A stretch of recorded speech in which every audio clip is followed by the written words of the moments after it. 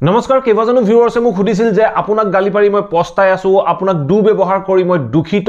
এনে ধৰণৰ বাক্যবোৰ আমি কেনেদৰে ইংৰাজীত ক'ব লাগে তাৰ ওপৰত এটা ভিডিও প্ৰস্তুত কৰিব লাগে অলৰেডি মই এই টপিকটোৰ ওপৰত এটা সম্পূৰ্ণ ভিডিও প্ৰস্তুত কৰা আছে সেই ভিডিওটোৰ লিংক মই ওপৰৰ আই বুটামৰ তলৰ ডেসক্ৰিপচন বক্সত দি দিবলৈ যত্ন কৰিম আপোনালোকে তাৰ পৰা ভিডিওটো চাই ল'ব পাৰিব আমি যেতিয়া এনে ধৰণৰ বাক্যবোৰ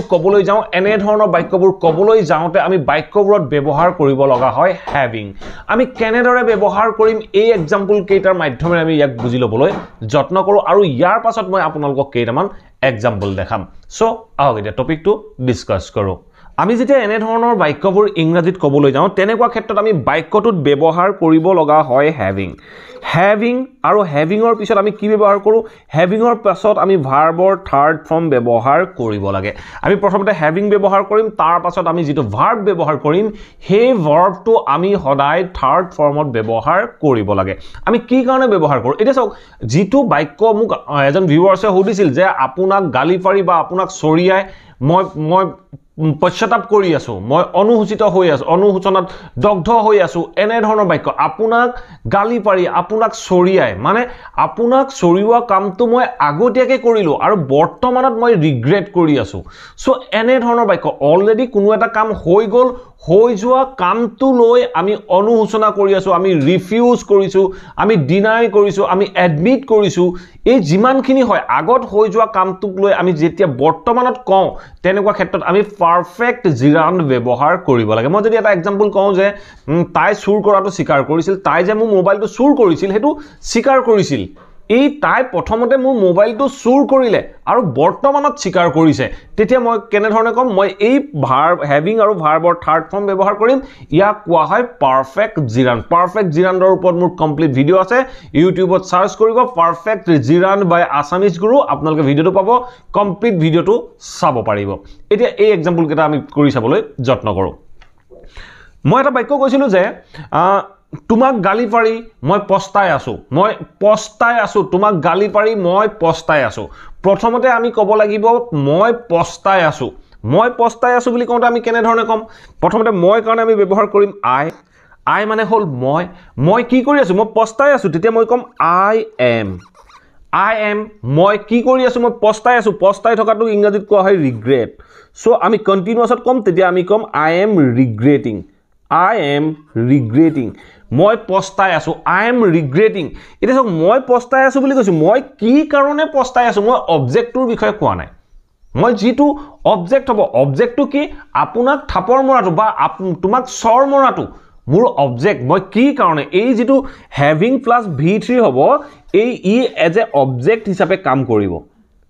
হিচাপে কাম কৰিব মই পস্তাই আছো কি কাৰণে পস্তাই আছো আপোনাক চৰিয়াই পস্তাই আছো আপোনাক গালি পাৰি মই পস্তাই আছো তেতিয়া মই কি কম I am sorry তেতিয়া মই I am regretting মই অনুসূচিত হৈ আছো বা অনুসূচনাত দগ্ধ হৈ আছো কি কাৰণে তেতিয়া মই কম হ্যাভিং এইখিনিত আমি ব্যৱহাৰ কৰিম হ্যাভিং মানে হল হ্যাভিংৰ পিছত আমি কি কৰিম ভাৰ্বৰ থাৰ্ড ফৰ্ম ব্যৱহাৰ কৰিম তেতিয়া গালি পৰাটো আমি অপদস্থ কৰাটো আমি অপমানিত কৰাটো আমি ক'ব পাৰো যে having abused you I am regretting having abused you আপোনাক অপদস্থ কৰি আপোনাক অপমানিত কৰি মই বৰ্তমান ৰিগ্ৰেট কৰি আছো তেনেকুৱা ক্ষেত্ৰত আমি এনে ধৰণে বাক্যখিনি ক'ব লাগে আমি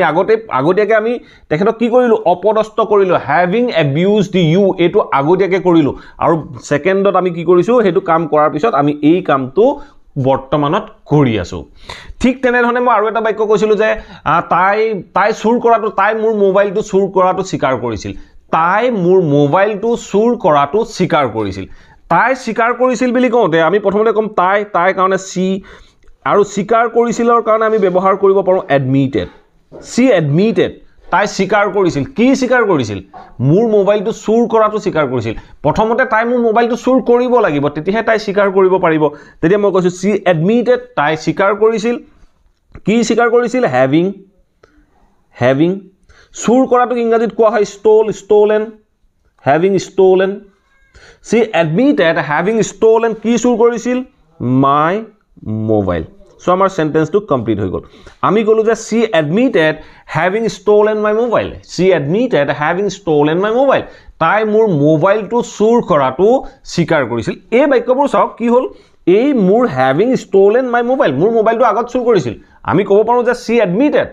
that she had stolen my mobile এনে ধৰণো আমি ক'ব পাৰো she admitted that she had stolen my mobile তাই স্বীকাৰ কৰিছিল যে তাই মোৰ মোবাইলটো চুৰ কৰিছিল এনে ধৰণো আমি ক'ব পাৰো বা আমি এই বাক্যটো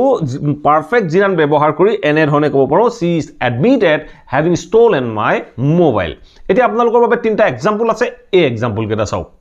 এতিয়া আপোনালোকে স্ক্ৰিনত তিনটা এক্সাম্পল দেখিবলৈ পাইছে সো ফাৰ্স্ট এক্সাম্পলটো চাওক কি কৈছে he denied হি অস্বীকাৰ কৰিছিল আগত ফুল ষ্টপ এটা বহি গল ওকে হি denied তেওঁ অস্বীকাৰ কৰিছিল কি অস্বীকাৰ কৰিছিল having lied to his parents হি মাক দেউতাকক মিছা কথা কোৱাটো অস্বীকাৰ কৰিছিল ধৰক মই আপোনাক ব্লেম কৰিলো যে আপুনি আপোনাৰ মা দেউতাক মিছা কথা ক'লে আপুনি অস্বীকাৰ কৰিছে মই মোৰ মা দেউতাক মিছা কথা কোৱা নাই এইটো সিচুৱেচন